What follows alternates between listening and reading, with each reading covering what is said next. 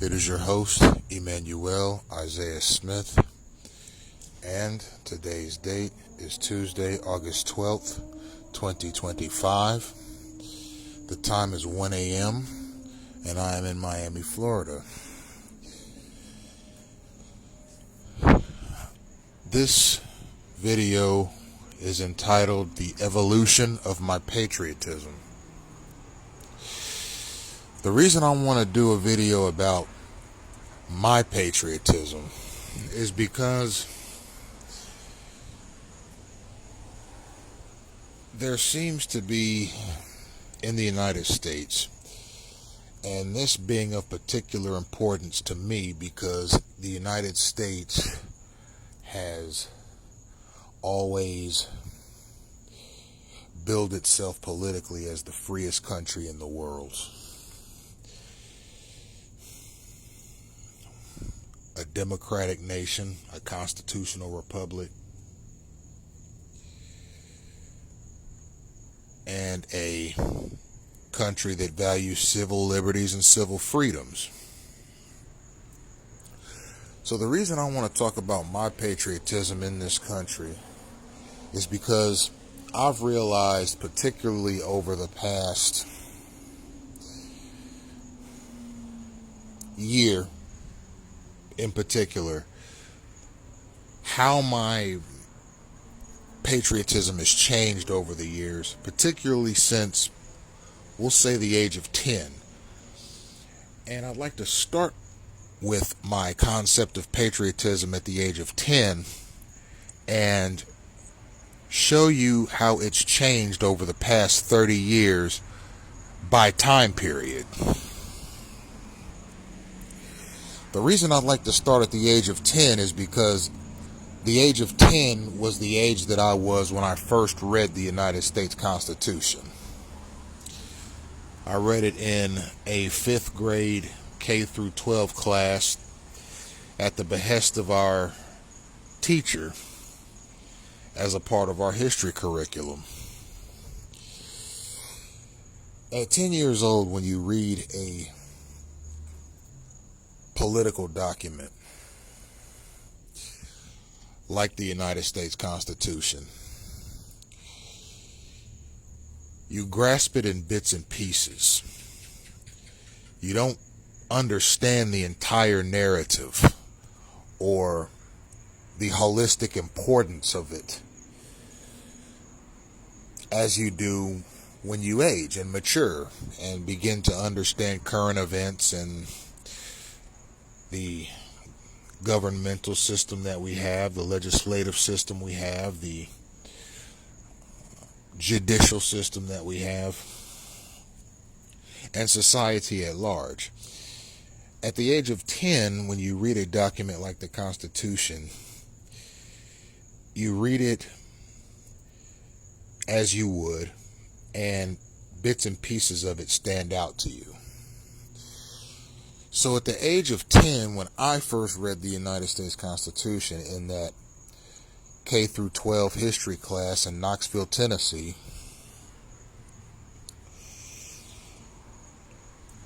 the part of the Constitution that stood out to me the most was the reciprocity that the government has with its citizens.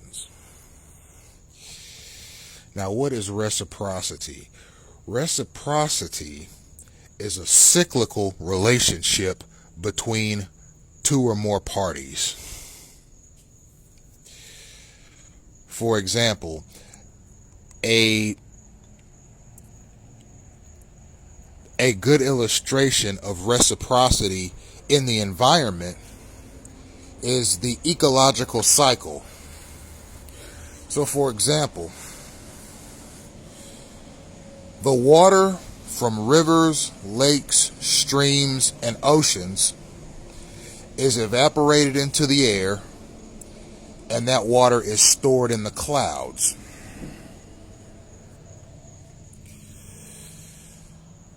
When the clouds reach their capacity to hold water, they shed the water, and that's why we have rain.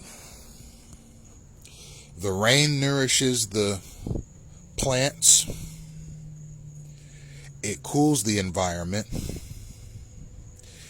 It cleans the terrestrial terrain. Animals are able to use the water for hydration. Obviously, plants and so forth, they use the water for hydration. And it has an overarching effect on terrestrial nature, which is nature that is below the sky and on the ground. And then in turn, later, sometimes weeks later, the cycle starts all over again. The water from the rivers, lakes, and streams is evaporated. It goes up into the air, into the clouds, and the clouds shed the rain again. So it's a cycle. It's a cyclical relationship. The clouds, the terrestrial terrain, the oceans, rivers, and streams, they have a reciprocal relationship. They're all bound to one another in various ways, perpetually.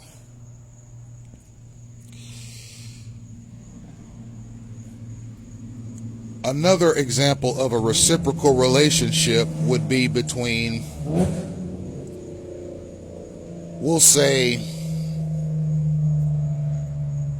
domestic partners. We'll use a husband and wife as an example.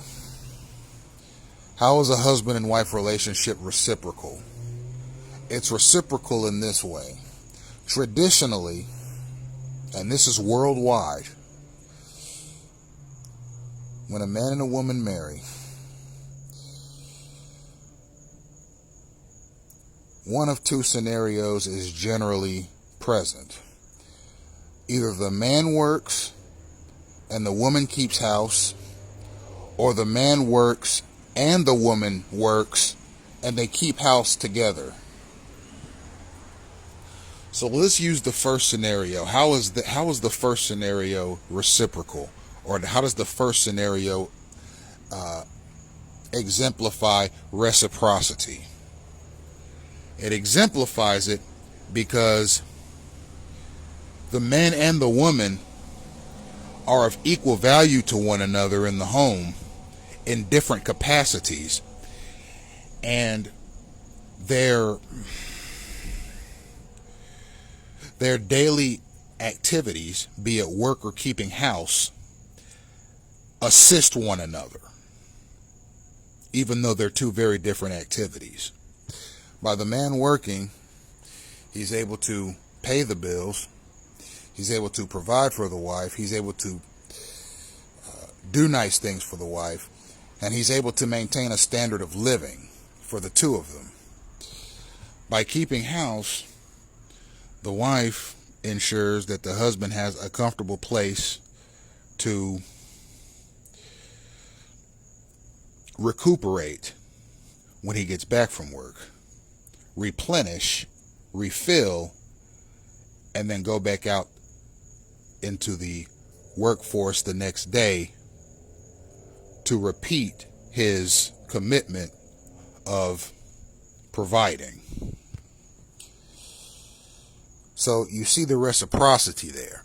He helps her, she helps him. They help one another in order to keep the household running. Take the second scenario where the man has a job and the wife has a job. They still have a reciprocal relationship, although it's in a different capacity. Now, the man goes out into the workforce to assist in providing a standard of living, and the woman goes out into the workforce to assist in providing a standard of living.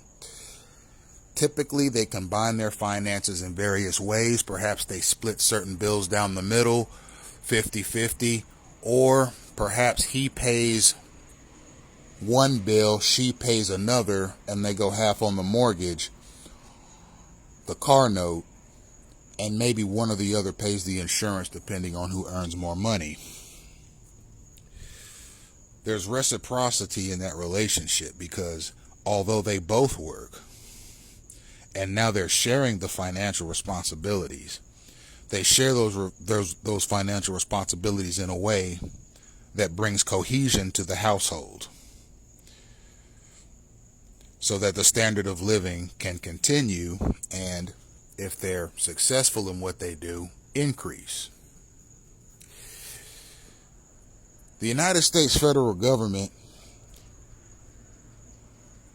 and its citizens have a reciprocal relationship. The reciprocal relationship is this. The federal establishment of this country needs finances, funding, and resources to run.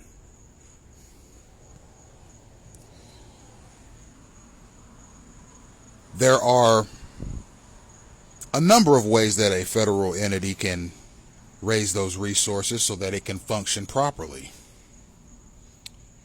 It can accept donations. It can borrow money from a central bank. And it collects taxes.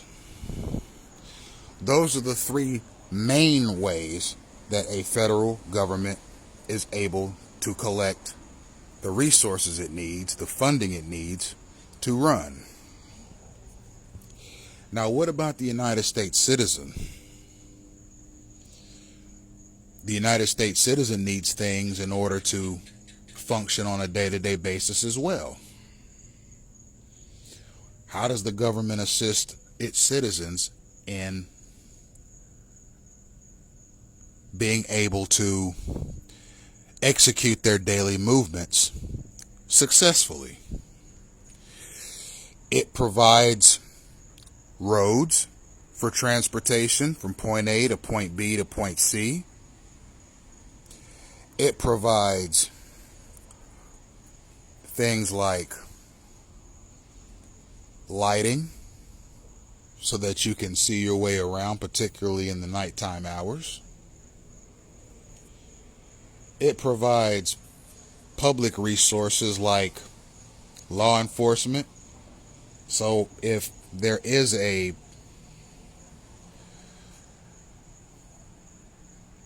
scenario or a circumstance that requires police attention, you can call them. That's a taxpayer resource.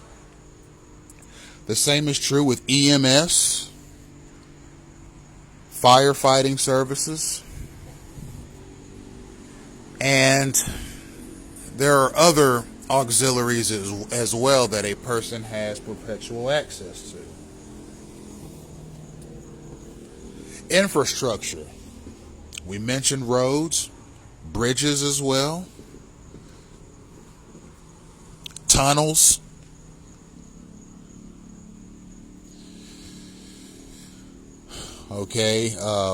electrical resources,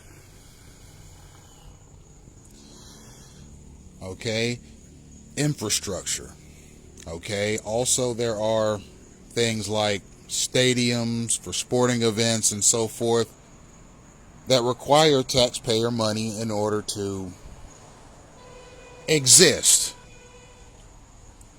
It gives the townspeople a sense of pride in where they live to have a sports team in town, be it basketball, football, baseball, you name it. These stadiums that are built, they're taxpayer funded. And that is supposed to raise the morale of the citizen, having a sports team in town. High morale means better productivity. There are other resources as well that a federal entity provides its citizens. It provides them venues to vote. It provides resources to obtain government-issued IDs, such as driver's licenses, so you can operate a motor vehicle. It provides public schooling on a jurisdiction basis, so the taxpayer can send their children to school for free Well, not exactly free. I mean, your tax dollars obviously fund public schooling, but you don't have to pay anything out of pocket simply to send your children to school.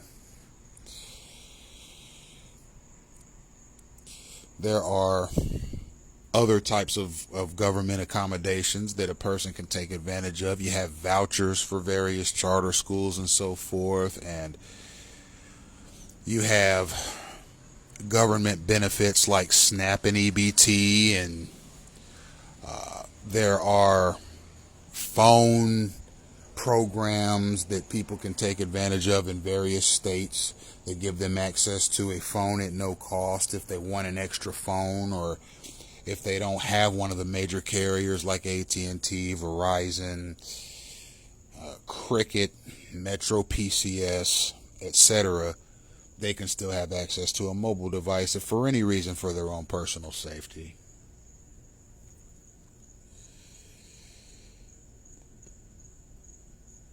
It would be a monumental task, actually, to cram into one video every accommodation that a federal establishment offers its citizens. It offers a lot. So it requires a lot in the way of taxpayer money so that it can function properly. It was established in the late 1700s that an overarching federal government was necessary for a functioning society here in the United States. One political science put it, the people are simply not capable of governing themselves because their natural inclination is to do evil. So we need a government, a federal government, not just state governments that govern themselves, but a federal government that all the states are bound to, so that all the states can at least have a common creed at the federal level. To govern the people, to implement laws that people are bound to, so that everyone has a chance at the constitutional precepts of life, liberty, and happiness.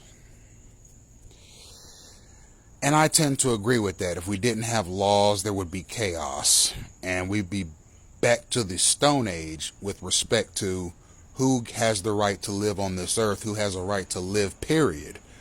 And that's whoever has the most weapons.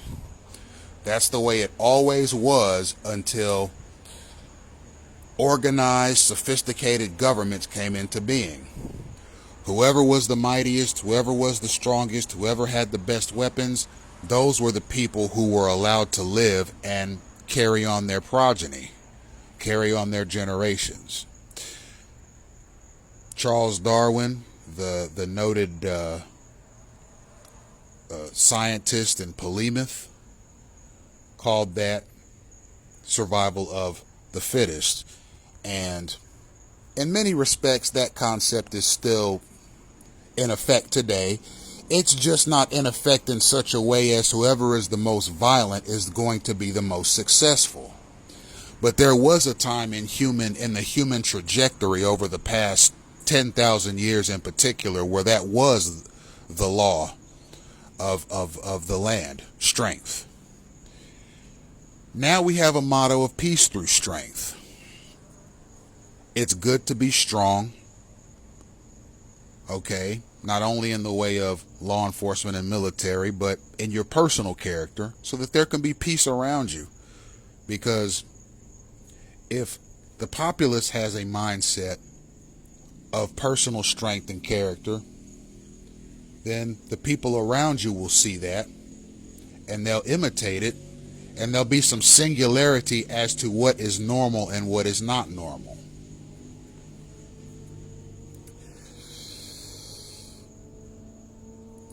The federal government and the populace need this reciprocity.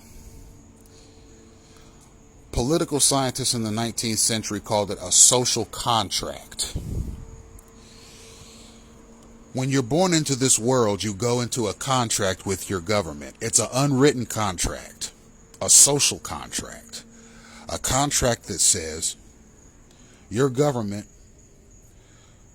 within reason, and within its capabilities will help to ensure rather that your trajectory through this life is as normal as possible and is as prosperous as possible, so long as you obey these laws, rules, statutes, and ordinances.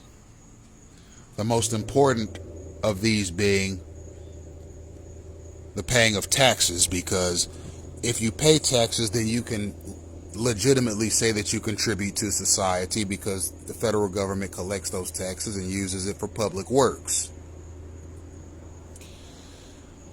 And in turn, you will be free. You will be able to live your life freely and utilize any government resource that it provides. So that's the reciprocity that the citizens have with their government. Your government does for you, you do for your government. There was an old saying that was popular in the 1980s, if I'm not mistaken, and I believe it was President Ronald Reagan who said this. He said, ask not what your country can do for you, but what you can do for your country. And that was a very popular slogan for a while. Although, depending on what your socioeconomic background is, you may agree with that, you may disagree with it, you may side with it some, or you may not side with it at all, depending on your background. If you are a middle class to upper middle class American, which is who that slogan was aimed at, then you are likely to agree with that, because you typically are the type of person that will have the resources to do for your country, to give to your country, to add something to the equation rather than simply take from your country. Now, if you're impoverished, or you're in poverty, or something to that effect, you may have more of an issue giving to your country, because you may not have much to give your country, because you are probably not the prime resources that exist in the United States that allow for an above average lifestyle may not have presented themselves to you throughout your young life. So you probably, by the time you're around the age where you should have something accumulated, disposable income and so forth, you may not have much, so you don't have much to give to your country. But you may require a lot from your country because you're not able to sustain yourself properly because of the lack of resources that were available to you growing up. So I think what Ronald Reagan was doing with that statement was he was simply addressing the types of Americans who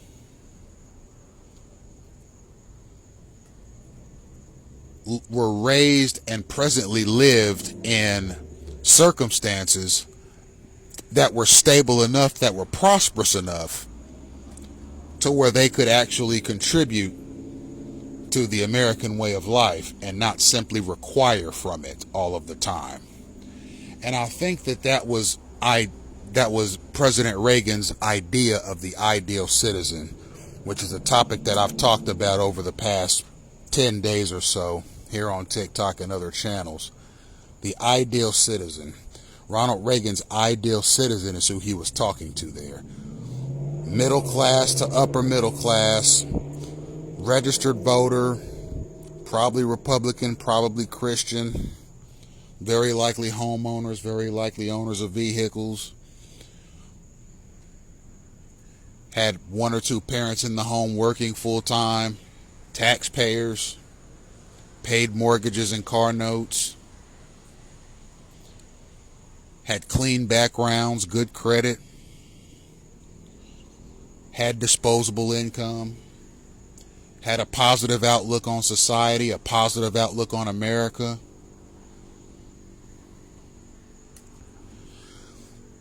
These are the kinds of values and characteristics that I had at the age of 10.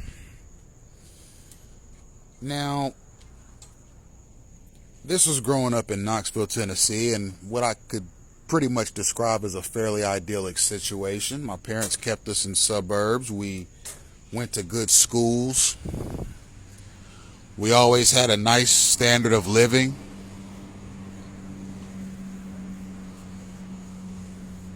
Had what we needed, played sports. We're proud to be Americans. Proud to be Christians. And felt lucky to be in the situation we were in, particularly given some of the turmoil that went on in other parts of the world at that time. The kinds of things you'd hear about on the nightly news. Now,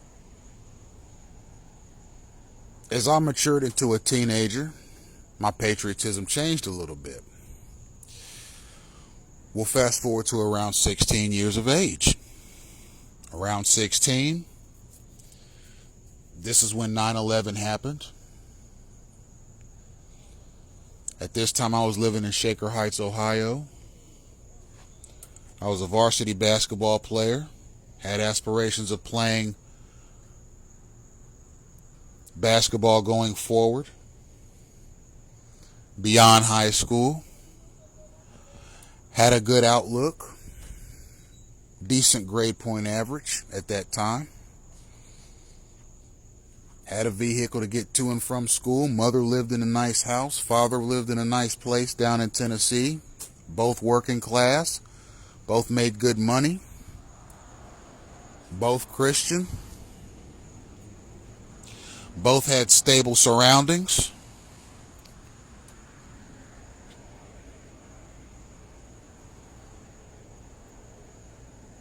My outlook was fairly positive, and I enjoyed watching how the United States Congress came together on the 9/11 issue to work it out and make sure that everything found its way into a workable solution. I realized at some point that this country was going to war, and at the age of 19, now I'm out of high school, decided because of various physical ailments and so forth with respect to my knees, I had tendinitis, that I wasn't going to be able to play basketball at the level I wanted to, so I decided to join the war effort in Iraq. Now,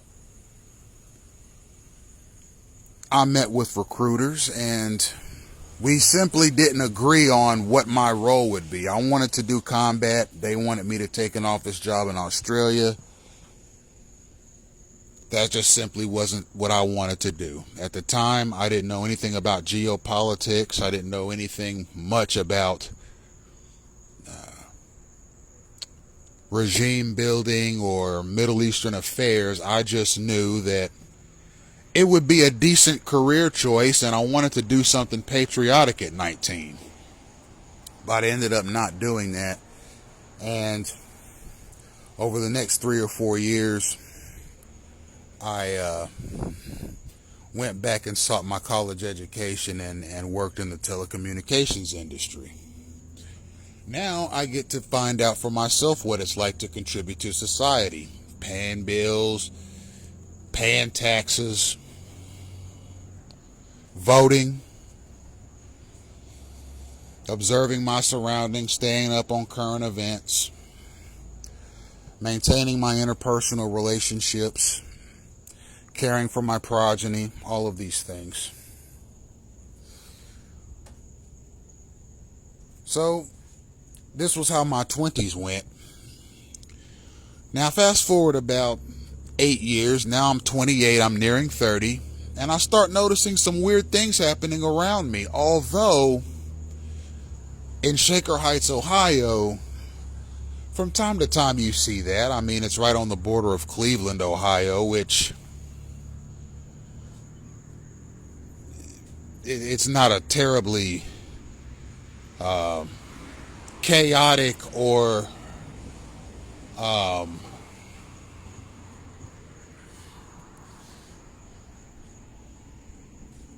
unusual city. It's got a lot of really nice historical districts and so forth.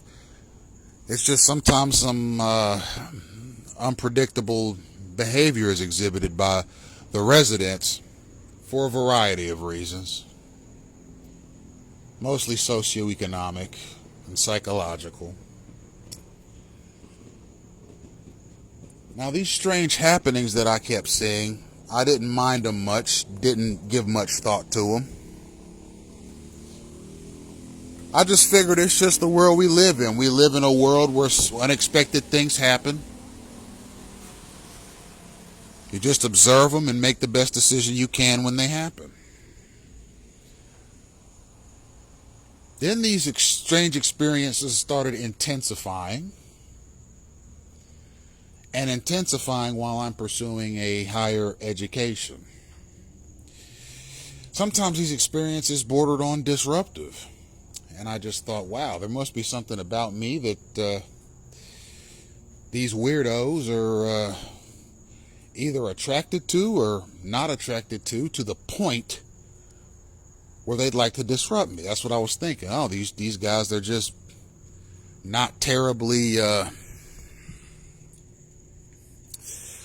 a little unhinged. Okay? And in a city like Shaker Heights, Ohio, you take these things with a grain of salt. You just go about your business because, as I said, this is Northeast Ohio. It's Cuyahoga County. It's like any other county in the country. Some days are better than others. Now, around the time I earned my associate degree and moved to Dayton, Ohio to pursue a bachelor's, particularly in communications or government,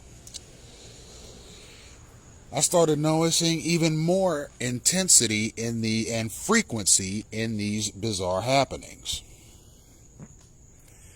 Gaslighting, for example. I'd come home to my apartment and certain things would be rearranged. For example, I'd have a statuette on the right side of the table, a bowl of marbles in the center of the table, and a coffee mug on the left side of the table. And then when I got back later that day, the bowl of marbles would be on the right side, the statuette would be on the middle, and the coffee mug would be somewhere in the lower corner. I didn't move them. Who would come into my apartment, rearrange some stuff I had on a table, and leave? Who would do that? And why? It's breaking and entering. I'm a firearm owner. I mean, they probably wouldn't be living if I had been home and they had to come in there and tried to do something like that, intruding into my home.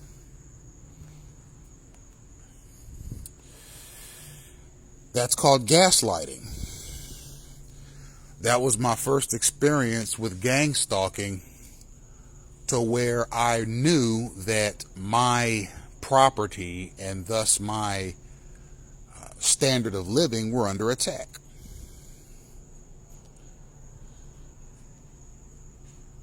So I watched for that in the future. Didn't necessarily see it, didn't necessarily see it anymore. I only saw it happen that one time, but I knew very clearly that that's what somebody had walked into my apartment and done.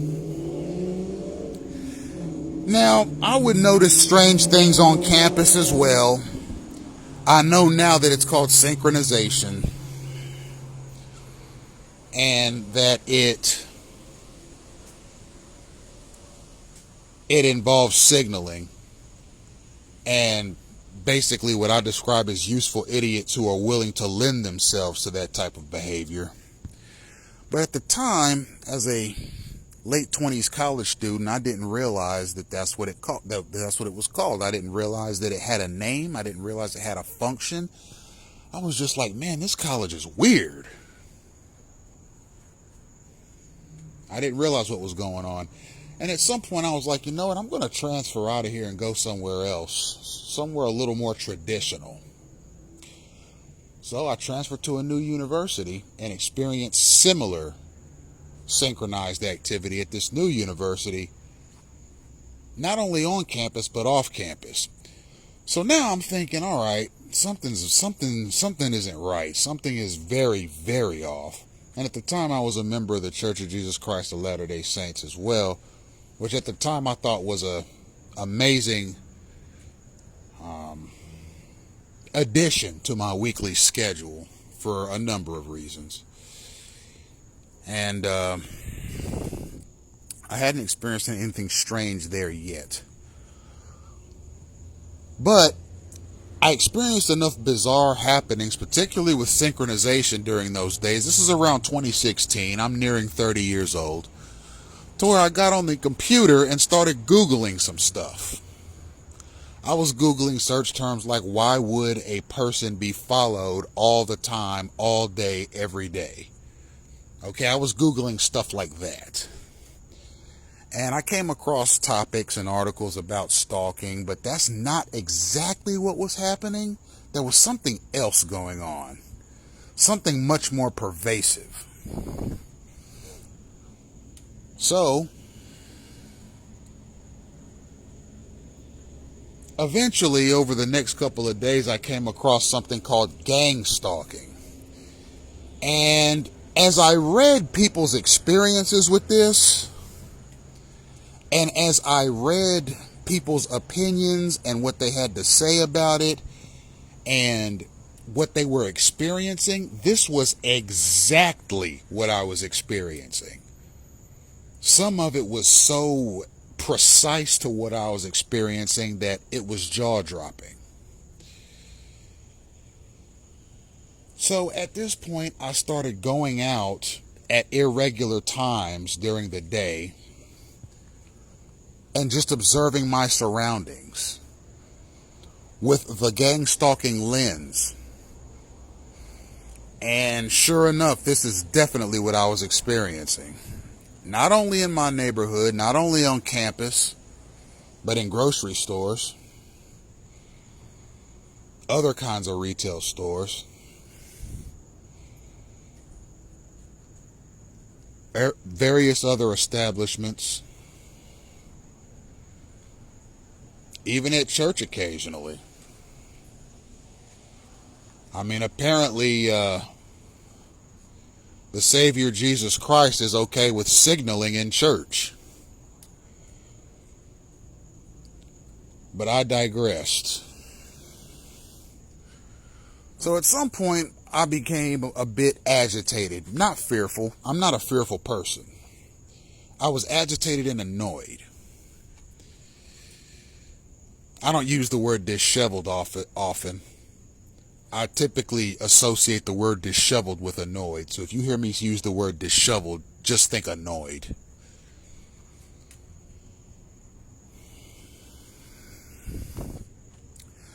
So as I did more research, I realized that this was something that I was going to have to take head on, because apparently either the U.S. Congress doesn't know that it's happening, they don't care it's happening, they're too scared to do something about it, or they simply don't have the know-how to take care of the problem. Maybe they're too embarrassed. Yes, ladies and gentlemen, could you imagine your elected officials saying in Washington, "We're sorry, ladies and gentlemen, we accidentally legalized something called community harassment," or "We accidentally legalized something called workplace mobbing," or "We accidentally legalized something called hate stalking," or "We accidentally legalized something called cause stalking," or "We accidentally legalized something called covert war," or "We accidentally legalized something called gang-stalking." We accidentally legalized a signaling mechanism where United States citizens can signal other United States citizens to a targeted person's exact location with no business other than to bother, harass, obstruct, confront, or pester that person. Wherever they are. It could be at work. It could be at university. It could be at church. It could be in their neighborhood. It doesn't matter. This signaling mechanism can be done anywhere, anytime, to anybody, and the people sending and receiving the signals know they're sending and receiving signals, and they know they're sending and receiving these signals with the intention of pestering a person. Imagine if something like that got legalized in the United States in a national security bill. And the action was not only protected, but overseen and implemented by federal liaisons. Imagine if the Congress had to explain to the American people, yeah, we've accidentally legalized organized germ spreading and disease warfare against citizens. This being perpetrated by other citizens against that citizen. Imagine what would happen to the United States citizens' opinion of their government. Imagine what it would do to their opinion of their elected officials. Imagine what it would do to their opinion of a lot of things. Capitalism, the American governmental mechanism, the rule of law, the judiciary, law enforcement, the military. Imagine how deleterious that revelation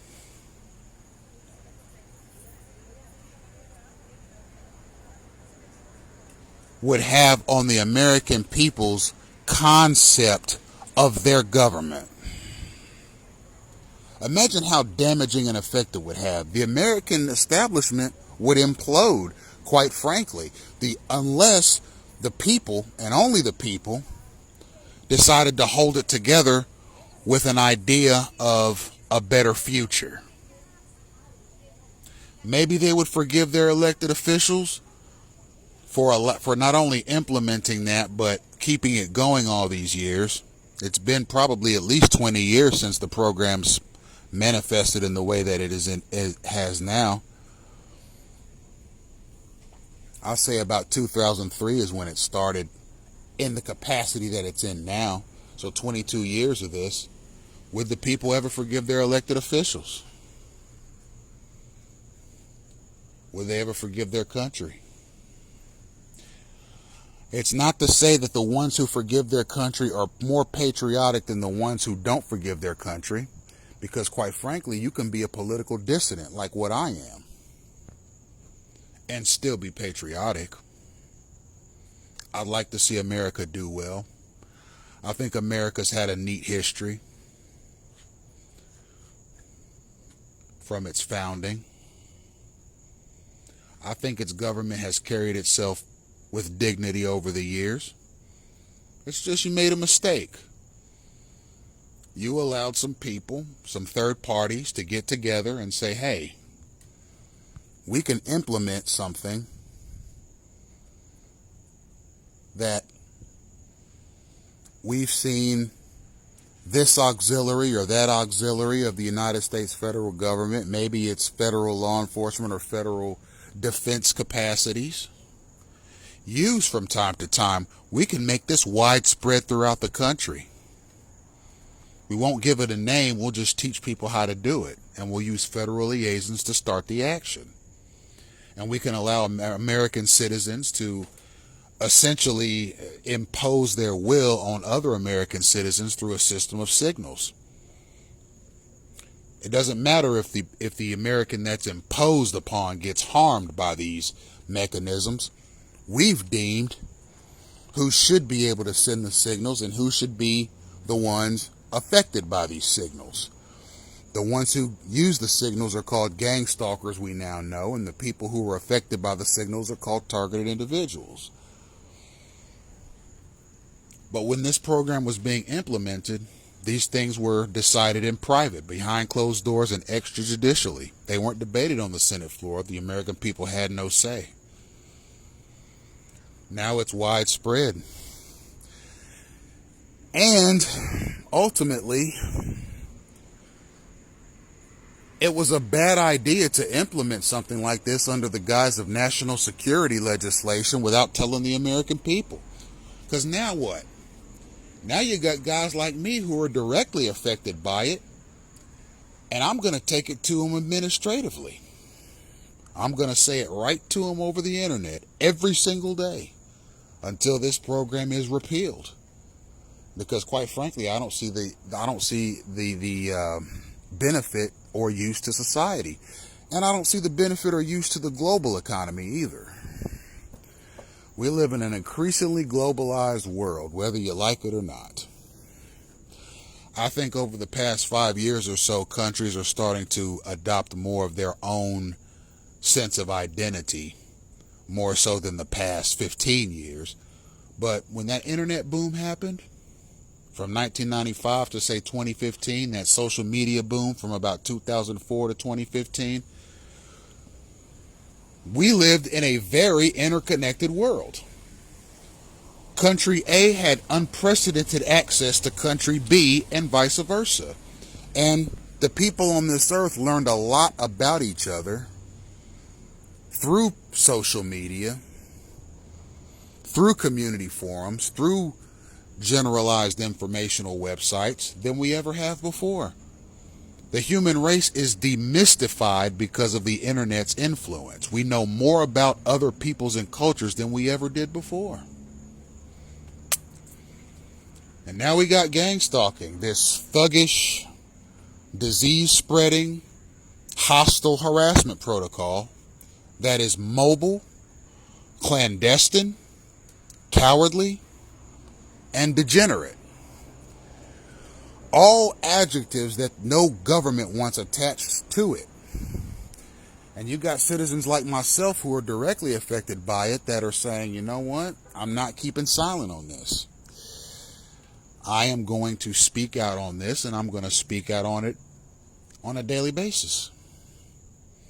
And I will gladly assert my First Amendment rights to the United States Constitution, which includes freedom of expression, to achieve that.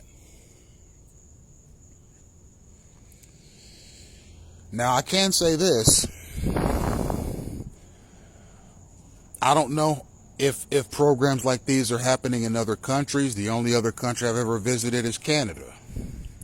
So I don't know what's going on in Japan. I don't know what's going on in China. I don't know what's going on in Russia, Germany, Sweden, Finland, Romania, Australia, the African countries, the South American countries, the Caribbean islands, Italy, France, Norway, Greenland,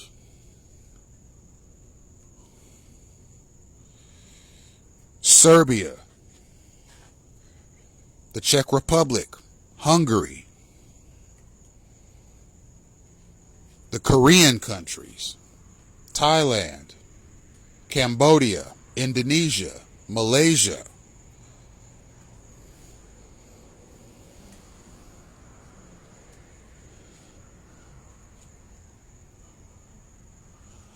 I can't tell you what's happening in other countries because I'm not there to observe.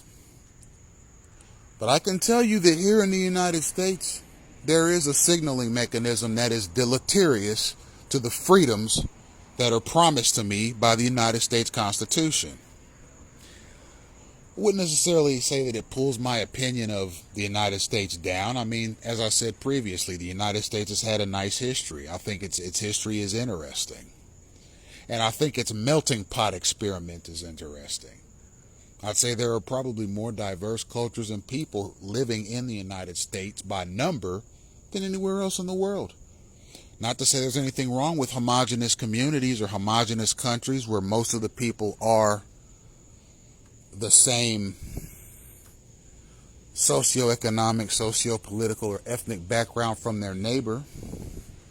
But I think it's a neat experiment that America has taken on.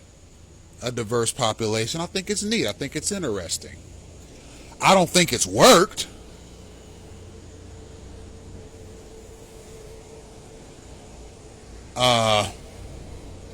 Particularly because of the gang stalking mechanism.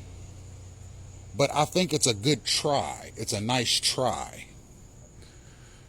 You know, there's an old saying, well, they gave it the old college try. But America's days are not over.